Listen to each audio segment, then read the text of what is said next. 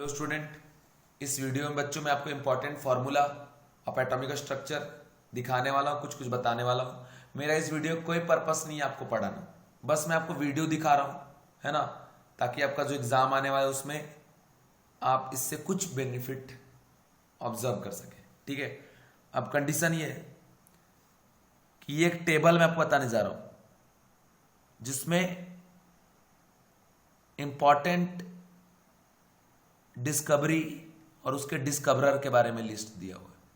ठीक है, इलेक्ट्रॉन का जे थॉमसन मास और चार्ज दिया हुआ है, प्रोटॉन का गोल्डस्टीन मास और चार्ज दिया है, न्यूट्रॉन का चैडविक मास और चार्ज क्लियर, पॉजिट्रिनो का C D Anderson antiproton Segre, neutrino Pauling meson Yukawa, isotope Soddy, isobar Aston clear, cathode ray William Crookes, anode ray Goldstein, nucleus Rutherford, atomic number Mosley.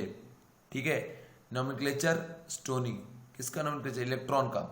इसके बाद है बच्चों charge of electron मोलिकन, है ना, और specific charge J Thomson clear. तो ये condition आप याद रखें, इस टेबल से रिलेटेड प्रॉब्लम एग्जाम में आने का चांस रहता है। ओके, तो अब आगे बढ़ता हूं मैं।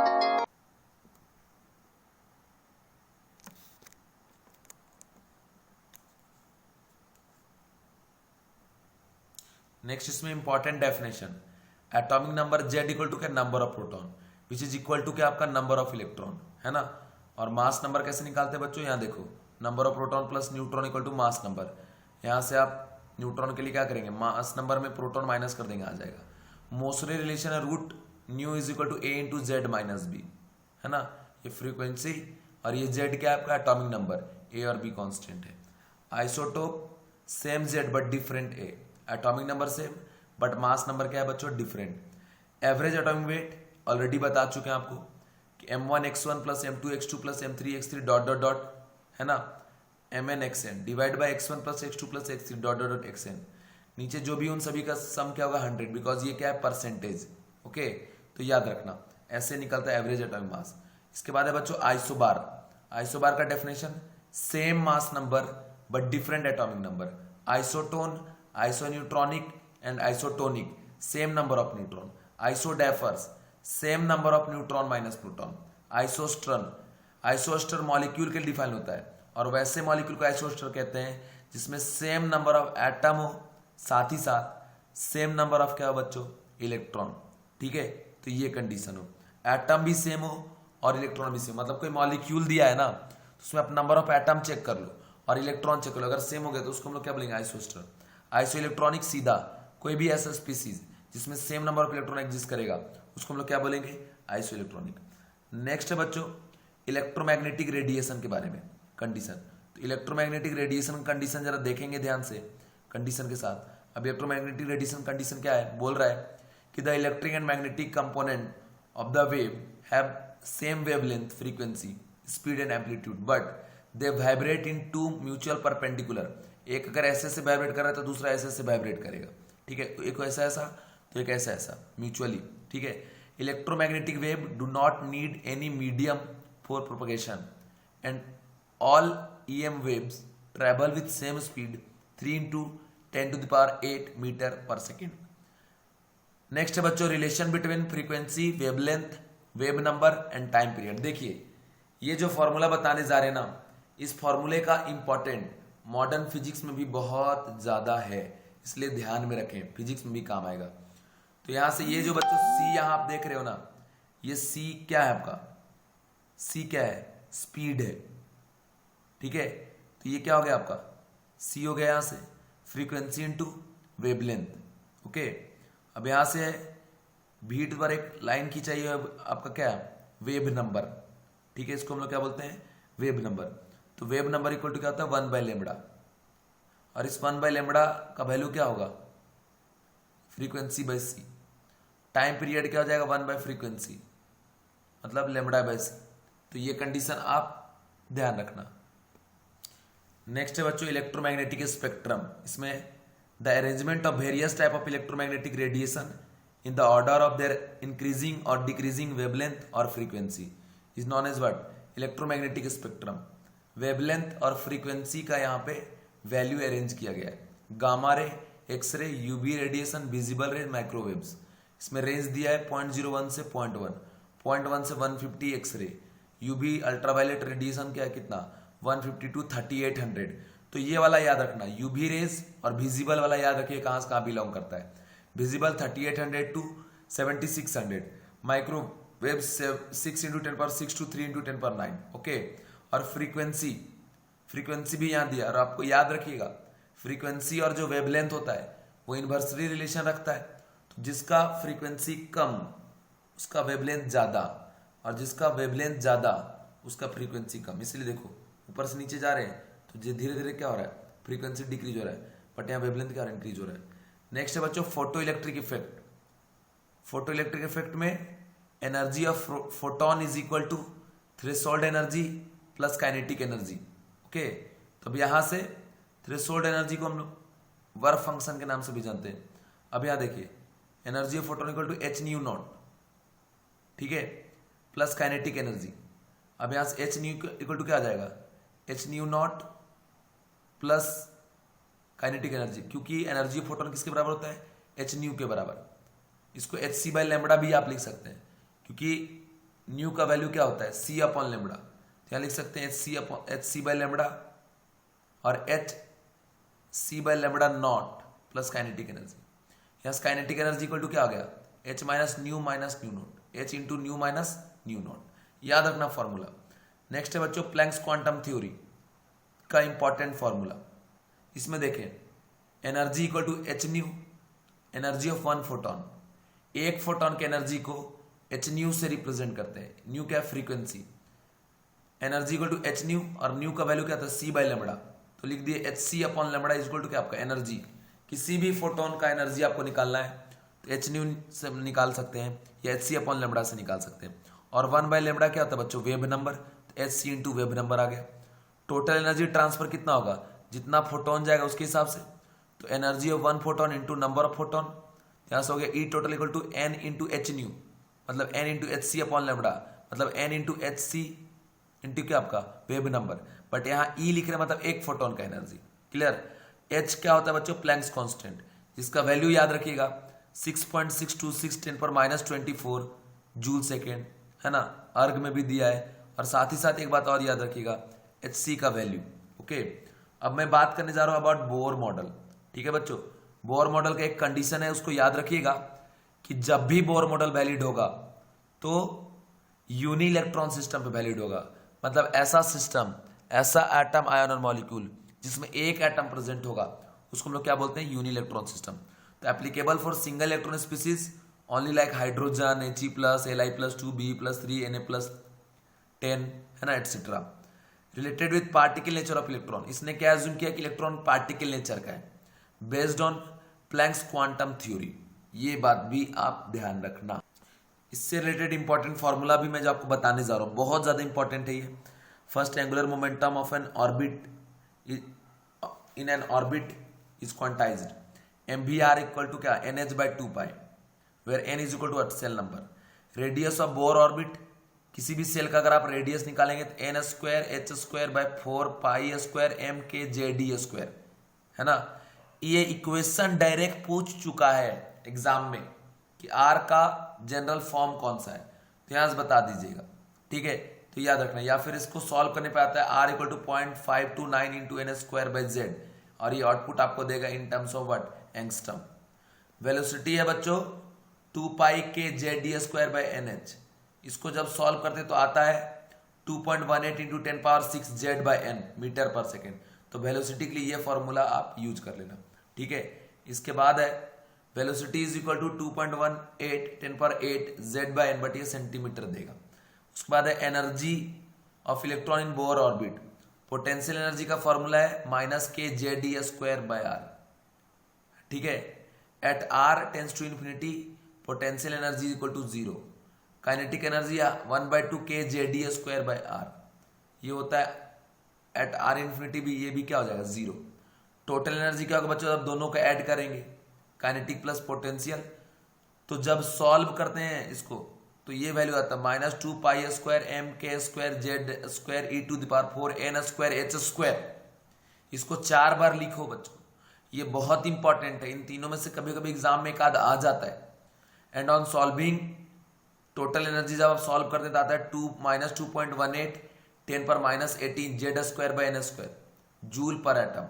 इलेक्ट्रॉन वोल्ट में हम लोग कैलकुलेट करते हैं ज्यादातर प्रॉब्लम में, और ये इलेक्ट्रॉन वोल्ट के फॉर्म में क्या है -13.6 Z square by N square electron volt per atom. Okay, next है बच्चों कि -13.6 into Z square by N square kilojoule per mole. ये चीज आप याद रखना, ठीक है। इस तरीके से प्रॉब्लम हम लोग सॉल्व करते हैं, ठीक है। नेक्स्ट आपको मैं बताने जा रहा हूं, यहां पे रिलेशन बताया हुआ है, ठीक है। यहां रिलेशन बताया हुआ है किसका, total energy, potential energy and kinetic energy का, ठीक है। तो इस रिलेशन को जरा याद रखिएगा कि potential energy equal to 2 times total energy, total energy equal to minus of kinetic energy and potential energy equal to minus of 2 times kinetic energy, ठीक है बच्चों।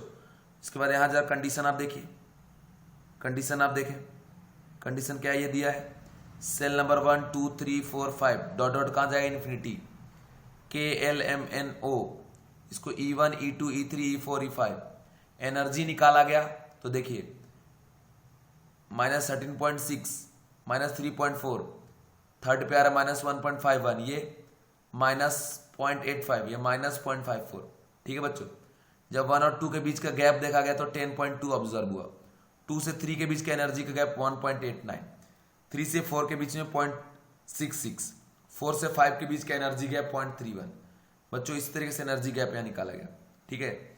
और काइनेटिक एनर्जी, पोटेंशियल एनर्जी या टोटल एनर्जी कहीं भी अगर आप at infinity पे जाके चेक करेंगे, काइनेटिक, पोटेंशियल और टोटल कोई भी अगर आप इन्फिनिटी पे जाके चेक करते हैं तो उसका वैल्यू 0 ही आएगा। और बच्चों n इज इक्वल टू जो 1 है उसको बोलते हैं ground state, n is equal to 2 को बोलते हैं फर्स्ट एक्साइटेड स्टेट, 3 को बोलते हैं सेकेंड एक्साइटेड स्टेट, 4 को बोलते हैं थर्ड एक्साइटेड स्टेट, 5 को बोलते हैं फोर्थ एक्साइटेड स्टेट, n को बोलेंगे n-1 excited state and so on. Okay, आगे इंपॉर्टेंट शॉर्टकट याद रखिएगा, total energy of any hydrogen like species, total energy of hydrogen into Z square for same orbit, ठीक है। Delta E for hydrogen like species, delta E for hydrogen into Z square, मतलब जो भी calculation करना है hydrogen के लिए कर लो, याद कर लो, उसमें जिसका भी और आपको निकालने बोलो उसमें उसके जेड के स्क्वायर से मल्टीप्लाई कर दीजिए। नेक्स्ट है बच्चों, energy in nth orbit for hydrogen like species is equal to E1 by N square, है ना। और E1 का वैल्यू क्या होगा -13.6 into Z square upon N square, N का वैल्यू पुट कर देंगे -13.6 इंटू जेड स्क्वायर, तो ऑटोमेटिक फिर से तो वही चीज आ जा रहा है।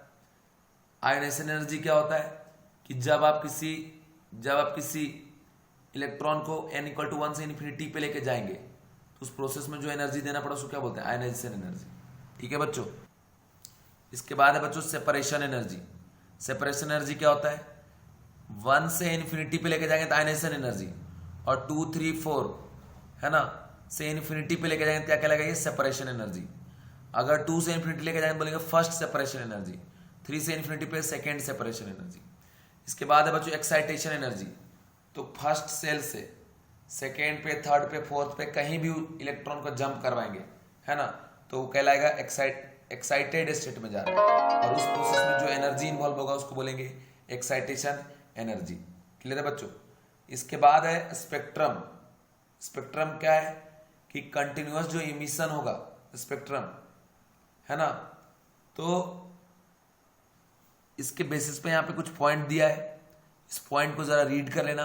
ओके, मेरा बस मेन यहाँ मैं फॉर्मूला बता रहा हूं, मैं ये पढ़ा नहीं रहा हूं बच्चों आपको, आपके लिए रात के 2 बज रहे हैं अभी मैं वीडियो शूट कर रहा हूं सिर्फ आपके लिए, कि आप कुछ थोड़ा बहुत बेनिफिट यहाँ से हो जाए। बच्चों याद रखिएगा, हाइड्रोजन स्पेक्ट्रम N2 और ये N1, Lyman series, Balmer, Paschen Brackett, Pfund, ठीक है।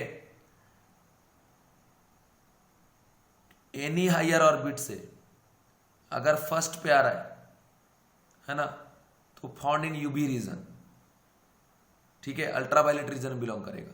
ये चीज याद रखना, ये टेबल बहुत ज्यादा इंपॉर्टेंट है। एनी हायर ऑर्बिट से सेकेंड पे आ रहा है, ये विजिबल रीजन पे बिलोंग करेगा, है ना, क्लियर। एनी हायर ऑर्बिट से थर्ड पे आ रहा है तो इंफ्रारेड रीजन पे बिलोंग करेगा। अब लोग सर कैसे चेक किए, तो वेवलेंथ निकाल के चेक किया जाता है कि जो वेवलेंथ आ रहा है वो किस रीजन में बिलोंग करे, उसके बेसिस पे।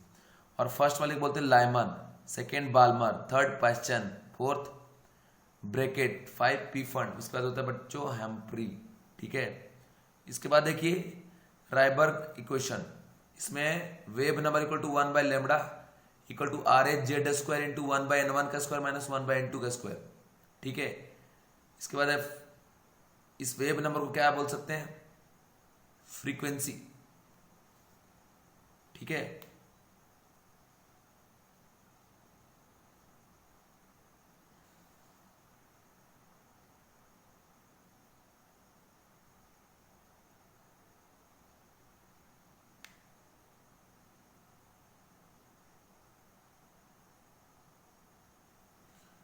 तो फ्रीक्वेंसी क्या आ गया, R H C Z square, कैसे, दोनों साइड सी मल्टीप्लाई कर दी तो यहां सी बाय लेमडा क्या हो गया, फ्रीक्वेंसी हो गया, ये फॉर्मूला आ गया। और फिर अगर दोनों साइड एच एच मल्टीप्लाई कर दें तो एच न्यू क्या हो गया, एनर्जी, समझ गए। तो इस तरीके से यहां पे ये देखो रिडबर्ग कांस्टेंट का वैल्यू दिया है, ठीक है। आर एच से रिडबर्ग कांस्टेंट का वैल्यू 109678 सेंटीमीटर इनवर्स, और मीटर इनवर्स में ये है 1096780, और 1 बाय आर एच का वैल्यू होता है 912 एंगस्ट्रम। एंगस्ट्रम वाले केस में याद रखिएगा, ठीक है बच्चों। और R H into C H क्या हो गया, energy of first orbit of hydrogen. R H C H Z square क्या हो गया, energy of first orbit of any hydrogen like species, ठीक है बच्चों। इसके बाद important point, alpha line, first line, starting line, initial line, ठीक है। फर्स्ट लाइन जो भी किसी सीरीज का होगा उसको अल्फा लाइन, मतलब जैसे फर्स्ट n इक्वल टू 1 पे कहीं से भी पहला लाइन जो आ रहा है ना, उसको बोलेंगे क्या, alpha line.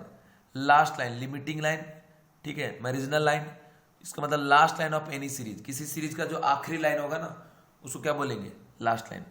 Total number of line emission for n2 to n1 is equal to हो जाता है n2 minus n1 into n2 minus n1 plus 1 by 2, but for n is equal n से अगर 1 पे आ रहा है, ठीक है, ये n2 से n1 कहीं भी जा रहा है, अगर n1 का वैल्यू आप 1 कर दिए देन इसके इसमें हो जाएगा n इंटू n माइनस 1, मतलब किसी भी सेल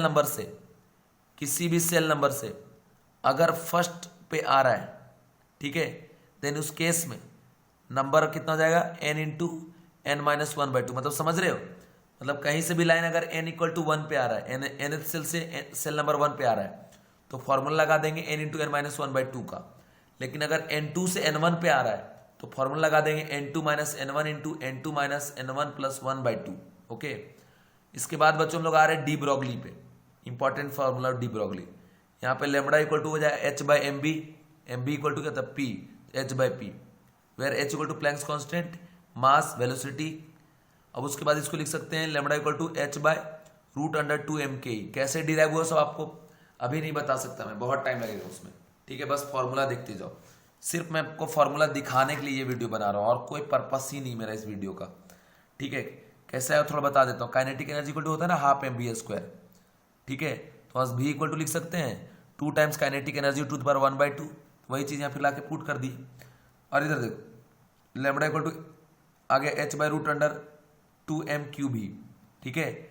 और लेमडा का एक और फॉर्मूला है, ठीक है, क्या फॉर्मूला है, root under 150 by B in angstrom, output में आपको क्या देगा, एंगस्ट्रम में। इंपॉर्टेंट पॉइंट है कि when an electron revolve in orbit the number of waves made by electron is equal to number of orbit. कितने वेव्स बनाएगा, तो जितना वहां पे ऑर्बिट होगा, okay. Frequency of matter wave, देखिए frequency equal to v by lambda, vp by h, mb square by h, ठीक है, 2 times kinetic energy by h, where nu equal to क्या आपका फ्रीक्वेंसी। अब वीडियो पॉज करके ये जो कंडीशन दिया है इसको भी रीड कर सकते हैं कि electron microscope is based on the wave nature of electron. Okay, next है de Broglie on the basis of molecule oil drop experiment which show particle nature and diffraction study which show wave nature suggested the dual nature of electron. ठीक है, Heisenberg uncertainty principle delta x into delta p greater than equal to H by 4 pi, delta x into delta b greater than equal to H by 4 pi, where delta X uncertainty in position, delta B uncertainty in velocity, delta P uncertainty in momentum, M is equal to mass of particle. H by 4 pi का value होता है बच्चों 5.27 into 10⁻35 joule, है ना। अब joule second यहाँ पे देखो कंडीशन ये है कि इसका ऐसा यूनिट है ये। अब आते हैं क्वांटम नंबर पे। तो क्वांटम नंबर जो इन्फॉर्म करे कंप्लीट इंफॉर्मेशन जो दे इलेक्ट्रॉन का, उसी को हम लोग क्या बोलेंगे, क्वांटम, क्या बोलेंगे, क्वांटम नंबर। और इसमें 4 सेट ऑफ क्वांटम नंबर है, principal quantum number, azimuthal, magnetic और स्पिन क्वांटम नंबर। बच्चों ये प्रिंसिपल क्वांटम नंबर को बोर साहब ने इंट्रोड्यूस करे थे और ये इंडिकेट करेगा सेल नंबर के बारे में, एनर्जी लेवल के बारे में, है ना, clear. Distance of electron from nucleus मतलब रेडियस, है ना। तो वैल्यू ऑफ एन क्या हो सकता है 1 2 3 4, ऐसा कोई भी इंटीग्रल वैल्यू। अगर n इक्वल टू 1 है तो सेल नंबर 1, 2 है तो 2, ऐसा समझ लेना। एंगुलर मोमेंटम होता है NH बाई 2 पाई, अगर n is equal to shell number. Total number of electron in any orbit equal to 2n square. Total number of orbitals in any orbit equal to क्या होगा n square. Total number of subshell in any orbit equal to क्या होगा n, याद रखना। Next है बच्चों azimuthal, secondary, है ना, सब्सिडरी एंगुलर मोमेंटम, जिसको L से रिप्रेजेंट करते हैं, गिवन बाय समरफील्ड, इंडिकेट्स, जो इंफॉर्मेशन देगा सब ऑर्बिट बोलो, सब एनर्जी लेवल बोलो या सब सेल बोलो, ठीक है, जिसका वैल्यू स्टार्ट होता है 0 टू n-1 जाता है। किसी भी सेल के लिए जब आप L का वैल्यू निकालेंगे तो starting from 0 and end up to n-1 indicate shape of orbital and subshell. Okay, तो याद रखिएगा, समझ गए क्या। आगे जैसे एग्जांपल में देखिए n इक्वल टू 4, तो वैल्यू ऑफ L क्या क्या होगा 0 से n-1, 0 1 2 3। L इक्वल टू 1 होता है, 0 होता है बच्चों S सब सेल, 1 होता है P, 2 होता है D, 3 होता है F। ठीक है, L का वैल्यू फिक्स होता है किस सब सेल के लिए। S स्फेरिकल शेप का है, P डम्बेल है, D डबल डम्बेल है और F जो है वो कैसा है, कॉम्प्लेक्स है। ठीक है, total number of electron in any orbit is equal to बताया कितना हमने आपको 2n स्क्वायर। बट वैसे ही अगर टोटल नंबर ऑफ इलेक्ट्रॉन आप निकालते हैं इन एनी सब ऑर्बिट तो आ जाएगा 2 into 2l+1। Total number of orbital in any sub orbit that is subshell 2l+1। Orbital angular momentum root under l into l+1 h/2 इस h/2 को पाई को h half से रिप्रेजेंट भी करते हैं, where h equal to Planck's constant. ठीक है, उसके बाद है for H and hydrogen like species all the subshell have same energy. ठीक है, जैसे हाइड्रोजन में एक इलेक्ट्रॉन है या इस टाइप के जो भी और होंगे यूनि इलेक्ट्रॉन सिस्टम वाले, उनमें किसी भी सेल में जाएंगे उसमें जो भी सब सेल एग्जिस्ट करेगा उनका एनर्जी बिल्कुल सेम होगा। जैसे 2s2p का एनर्जी सेम, 3s3p 3d का एनर्जी सेम। बच्चों इसके बाद है magnetic quantum number given by लिंड, ये इन्फॉर्म करता है अबाउट ऑर्बिटल के बारे में, ठीक है, ओरिएंटेशन के बारे में, डायरेक्शन ऑफ इलेक्ट्रॉन डेंसिटी के बारे में इन्फॉर्म करता है, जिसका वैल्यू किसी गिवन सबसेल पे बिलोंग करता है -l टू +l इंक्लूडिंग 0। ठीक है, maximum number of electron in any orbital is equal to 2, जो कि अपोजिट स्पिन में रहेंगे, एक क्लॉकवाइज रहेगा दूसरा एंटी क्लॉकवाइज। m का वैल्यू फॉर p सबसेल क्या होगा बच्चों -1 +1 और 0, है ना। तो px के लिए -1 मतलब p में 3 ऑर्बिटल px py pz, एक -1 py के लिए +1 और pz के लिए 0 फिक्स। और ये -1 +1 का वैल्यू जो इंटरचेंजेबल है, मतलब px का अगर -1 तो py का +1, अगर px का +1 तो py का -1। m for d subshell, okay, तो dxy के लिए -2, dyz के लिए -1, dz² के लिए 0, dxz के लिए +1, dx² y² के लिए क्या आपका +2। और ये वैल्यू इंटरचेंजेबल है, इसका -1 तो इसका +1, अगर इसका +1 तो इसका -1, ये चीज याद रखना, ठीक है, ये बात भी। इसके बाद है बच्चों देखो स्पिन क्वांटम नंबर, जो स्पिन का इंफॉर्मेशन देगा, जिसका वैल्यू या तो +½ या -½ होगा, ठीक है। टोटल स्पिन अगर आपको निकालना है किसी एटम में तो +1/2 into number of unpaired electron देख लो। स्पिन एंगुलर मोमेंटम होता है √s इंटू s+1 h/2π। और एक और होता है बच्चों मैग्नेटिक मोमेंट, वो होता है √n into n+2 Bohr magneton. n का वैल्यू होता है नंबर ऑफ अनपेयर्ड इलेक्ट्रॉन, ठीक है। इसके बाद है बच्चों rules for filling of orbital, मतलब electronic configuration. Aufbau principle, aufbau एक साइंटिस्ट का नाम नहीं है ये, ठीक है, ये नॉर्मल अबव का जर्मन एक वर्ड है जिसका मीनिंग होता है building up. Aufbau principle, Hund's rule and Pauli exclusion के हिसाब से हम लोग इलेक्ट्रॉन का डिस्ट्रीब्यूशन करते हैं, ये आपको पता ही होगा। अब कंडीशन ये कि अबव बोला था कि लोअर एनर्जी वाले में पहले भरेंगे फिर हायर एनर्जी वाले में भरेंगे, ठीक है। इसके लिए हमने टेक्निक बताया है आपको, SSP, SPS, DPS, DPS, FDPS, FDP। और साथ ही साथ बच्चों जितने भी टाइप के एक्सेप्शनल इलेक्ट्रॉनिक कॉन्फ़िगरेशन है उसका लिस्ट मैं ऑलरेडी आपको पहले बता चुका हूं, वो भी जरा आप देख लेना एक बार, ठीक है। उसके बाद है पॉली एक्सक्लूजन प्रिंसिपल, पॉली साहब बोलते हैं, ठीक है। पॉली एक्सक्लूजन प्रिंसिपल में पॉली साहब ये बोलते हैं कि भैया 2 इलेक्ट्रॉन का, ठीक है, कभी भी एक एटम में same set of all 4 quantum number नहीं हो सकता, ठीक है, कुछ ना कुछ डिफरेंस तो होगा। हुंड्स रूल बोलता है कि जब भी आप सब सेल के ऑर्बिटल में इलेक्ट्रॉन डिस्ट्रीब्यूट करिएगा तो पैरेलल स्पिन में पहले एक एक करके भरना, फिर बाद में पेयरिंग कराना, ठीक है बच्चों। आप इसको अच्छे से थोड़ा देख लीजिए। Thank you.